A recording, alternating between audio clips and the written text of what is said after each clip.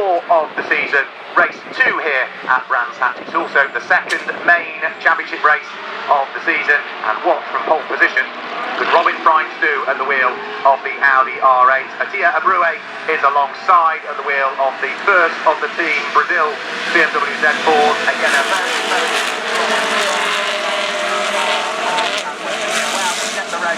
underway. The race is underway, and it's a good start from Robin Price from pole position. Sean Walkinshaw there, looking to try and hustle his way up through the order. Cacapueno tries around the outside to try and gain a place. Sean Walkinshaw has to avoid